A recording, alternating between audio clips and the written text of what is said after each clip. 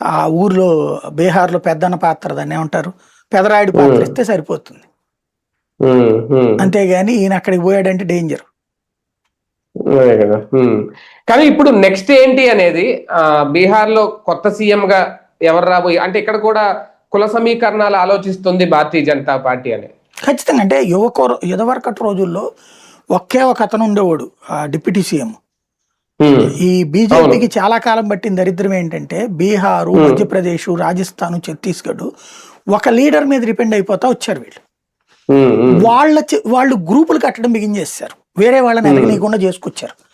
అమిత్ షా చేస్తుంది ఏంటంటే ఆ గ్రూపిజాన్ని పక్కన పెట్టేసి కొత్త వాళ్ళని ఎంకరేజ్ చేయడం. మధ్యప్రదేశ్లో శివరాజ్ సింగ్ చౌహాన్ని తీసుకెళ్లి కేంద్రంలో పెట్టుకుని అక్కడ వేరే వాళ్ళకి ఇచ్చారు.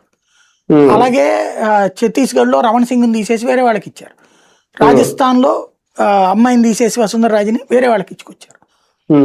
అట్లాగే ఇప్పుడు బీహార్లో లాంటి వాటిలో కూడా వేరే వాళ్ళకి ఇస్తారు.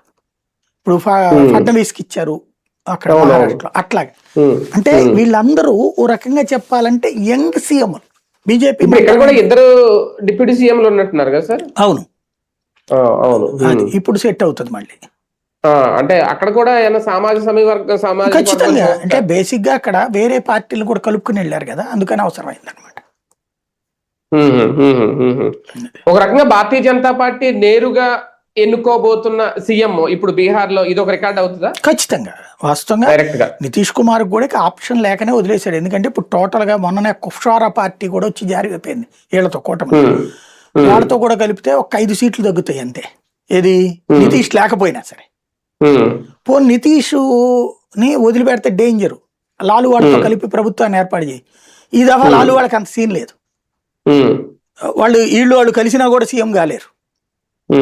ఈ 5 సీట్లు కాంగ్రెస్ వాళ్ళు వచ్చి మద్దతు ఇవ్వడానికి సిద్ధంగా ఉన్నారు.